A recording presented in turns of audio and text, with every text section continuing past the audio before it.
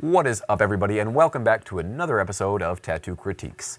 As you know, I'm Pony Lawson, and what we like to do here is talk about tattoos of all varieties. Whether you're an artist, collector, you can send them in to me and I will talk about them. And don't forget to stick around to the very end of the video where I give you my favorite artist of the week, as well as a featured artist who I think you guys should be following. Y'all ready for this?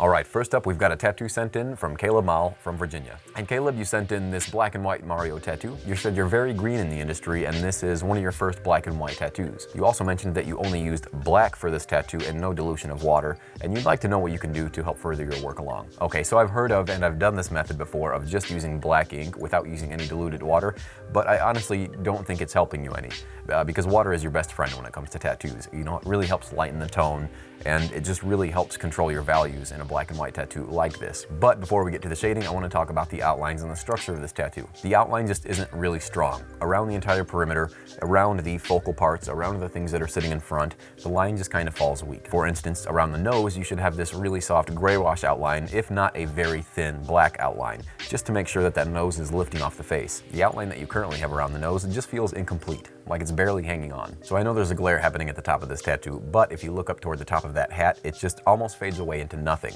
And Mario's head is tilted toward the viewer, so we should see a nice crisp outline around the entire perimeter of that hat. You've got outlines in some parts, but not others.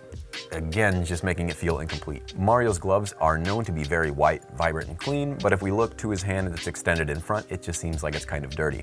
A way we can clean that up is just getting rid of those shades that you put in there and making sure that our shades are only in parts that are dark or in these shadow areas, leaving the rest of the glove skin tone or white. I do love his eyes quite a bit. I wish there were an outline around his left eye a bit more.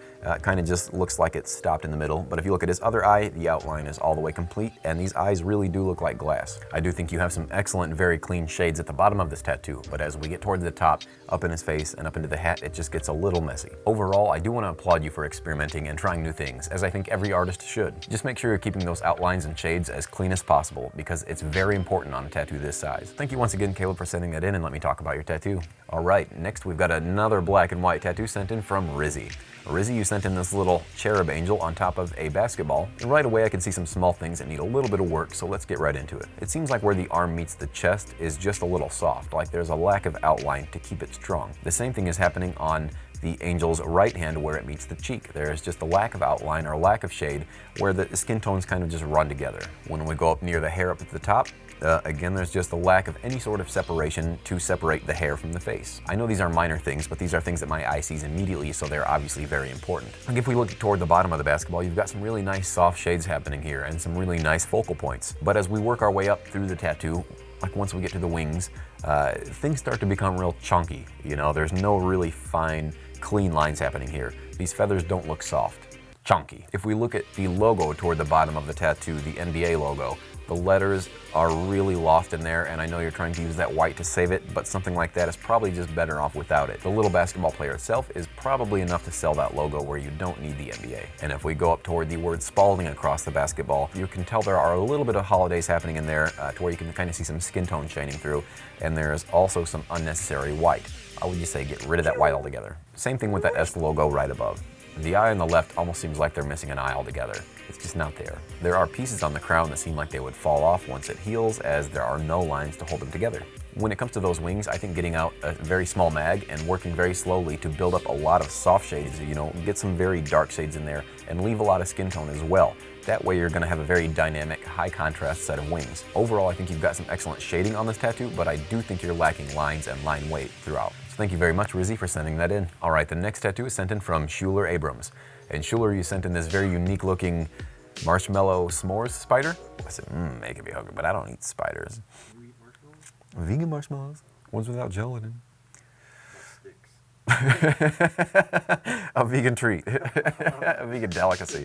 I wouldn't eat spiders or really marshmallows, but that stick does look appetizing. So right away, I think this tattoo is very cool. It's got some very nice, vibrant colors to it, and like I said, it is unique. One part in particular that I am really a big fan of are these black dots that you have all around there. You've got these bigger black circles in the background to really help set off the flame color, and you've got these little speckles in there as well, just to help give it some grit. You've got nice thin lines in this little stick here to help make it a believable stick. This is a great example of how to make wood look like wood. Another little thing in this tattoo that I absolutely love that's very small is the transition from this dusty blue tone to this goldish color on the bottom of the marshmallow. It really helps sell that it's being burned. The melty legs, everything about this tattoo is very cool. I think the one part that seems a little odd is at the top right, where you've got this very dark red outline where the inside of the flame is filled with black.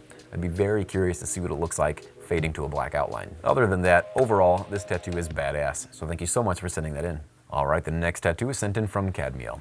Cadmiel, you sent in this Snoop Dogg micro-portrait, and you say you've been tattooing just a bit over a year. Pretty impressed, because if I were to have guessed, I would say that a tattoo like this was done by a tattooer of over 5 years, absolutely. And I say that because there are a lot of things that take getting used to when using a tattoo machine. You know, it's a whole new medium, so there is a lot to learn.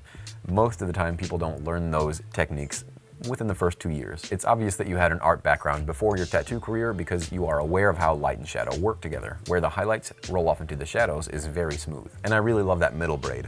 All those little white highlights in such a dark, shadowy area is just really impressive. The little hairs on his face look great. You know, the mustache hairs, the goatee hairs, you've got some little stragglers hanging out there. All those little details really send this one home. There's not much for me to nitpick on this tattoo, and the fact that you've only been tattooing for over a year is wildly impressive. So thank you so much, Cadmiel, for sending in your tattoo. All right, next up we've got a tattoo sent in from Andrei Moisa. And Andrei, you sent in this very colorful, bright, vivid tattoo that I'm not exactly sure what's going on, but I don't hate it. There are some technical things that I think you could work on, but as far as the design overall, I think the design and the colors you chose were excellent. There are some areas in this tattoo that I see are 100% black, and then some areas, like at the bottom of the tattoo, around the astronaut, that just don't seem that black. It being space and you wanting to achieve those very bright, vivid colors, we want that black to be as black as possible. It just seems like the black at the bottom of this tattoo is sitting at about 80%, whereas if I work my eyeballs up, the black intensifies and becomes almost 100% black. Bring that 100% to the bottom and let those colors become as vivid as possible. The fingers look really skinny. I'm not exactly sure what happened there. They're kind of like E.T. fingers. E.T. phone home. I'm curious about the reflection in the sunglasses that's happening here, because most of the time with sunglasses reflection, you end up seeing the same reflection twice, whereas this is two totally different reflections, so I'm not sure how that's happening. When it comes down to the outlines and the foundation, the blacks of this tattoo, that's where I think you need most of your work. And what I mean by that is, around the sunglasses, I think there are spots that don't have any black outlines. I think you need more outlines around the nose. I think you need stronger outlines around the fingers, around the astronaut, a little bit of everywhere in general. I also think you need to work on your black shades in the foundation of this tattoo. Once you get your black shades right where they need to be, then start overlaying your color. The cheeks in this tattoo just kind of seem messy. I think if you were to have finished the face with black and white shades first, overlaid your color on top, this would look a lot cleaner. But there are parts of this tattoo that just seem very muddy. In the cheeks, under the lips, in the hair, little parts throughout the entire tattoo. I can tell you tried to transition from black to a purple color to red toward the bottom of the cheek, but that transition just didn't work out very well. Again, had you worked your blacks in first, maybe worked up some lighter shades, worked in those shadows, put the purple on top of those shadows, then place in the red, that would have had a lot cleaner transition. The fingers at the top, again, just lacking black outlines. You're kind of relying on the blue in the shade of the face to hold strong, but it's just not doing a great job, because if we zoom in, that blue just doesn't have a very clean edge against that finger. Overall, I think you'd benefit from, honestly, finishing a tattoo in black and white first, and then putting your color on top of that. I promise you it'll come out a lot stronger, a lot bolder, and everything will just seem a lot more clean. So thank you so much, Andrei, for setting that in and letting me talk about it. All right, and now the moment you've all been waiting for, my favorite tattoo of the episode. It's a toss-up.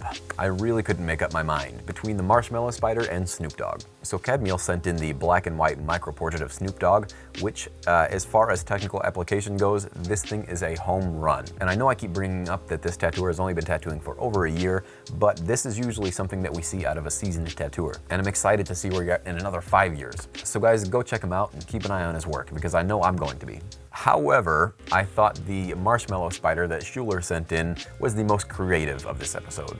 And to me, being creative really holds merit when it comes to tattoos, because it doesn't take a lot of creativeness to make a portrait, where it takes a lot to create something out of your own brain. And I'm guessing this is your own design. I did a quick Google search to see if I can find something similar, but nothing came up. So I'm assuming this is your artwork. The artwork is badass, and the technical application is also exceptional. So I'm gonna leave it up to you guys to pick a favorite. Let me know in the comments below which tattoo you thought was the best.